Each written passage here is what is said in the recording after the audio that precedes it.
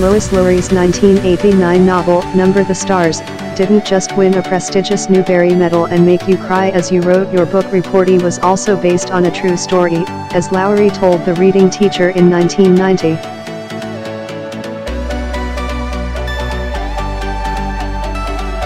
Though the book takes place in 1940s Denmark, where protagonist Annemarie helps the Danish Resistance hide and smuggle Danish Jews to safety in Sweden, it started in Bermuda.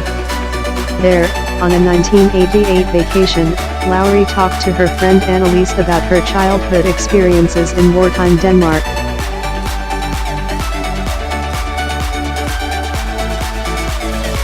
Annelise spoke compellingly about her fear during air raids and frozen winter sand, her terror of the Nazis who occupied her country and controlled its citizens' lives.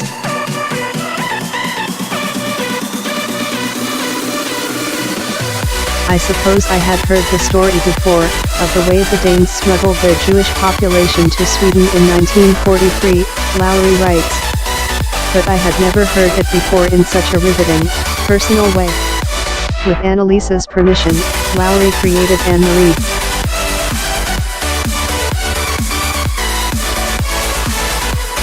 The real-life Annelise was frightened by the occupation and the events she witnessed during the war. Lowry ratcheted up that worry by having her fictional heroine actually participate in hiding her Jewish friend, Rosen, and inadvertently helping smuggle them to Sweden when she delivers a packet that ultimately prevents Nazi dogs from discovering hidden Jews on a fishing boat.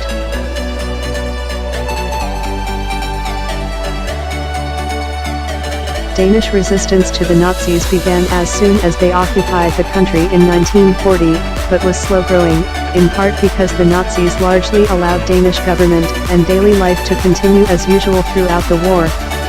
In 1943, however, that changed.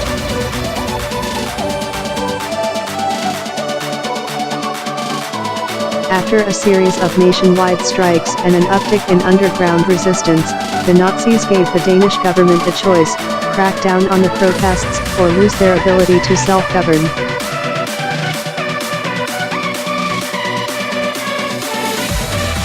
The government resigned en masse, and the Nazis took over in earnest.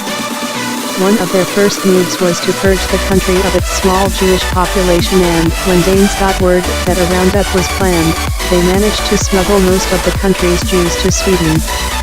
Those who were captured mostly avoided extermination camps due to political pressure, and ultimately all but 51 Danish Jews survived the Holocaust.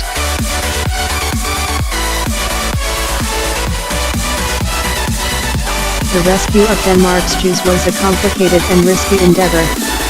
The short distance to Sweden certainly played a role in Gentiles' willingness to smuggle Jews across the border, but the fishermen who did so often demanded exorbitant sums for the trip. Despite what the popular legend suggests, the Danish king didn't wear a star in solidarity with Jews, and other resistance attempts weren't as successful or strategically important. The adults in Lowry's book did act to help save Jews, but could they have done more sooner?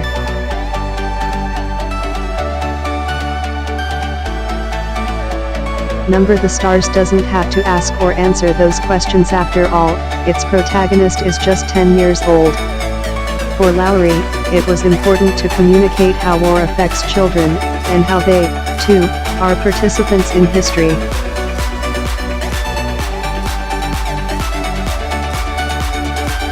My satisfaction comes from hearing that kids care what happened afterward, Lowry writes. Decades after Lowry wrote those words, her book's continued success, it was the 37th best-selling children's book in 2016, a full 28 years after its debut, is a testament to the fact that kids do care about real-life stories, even ones that focus on the fear found in humanity's darkest moments.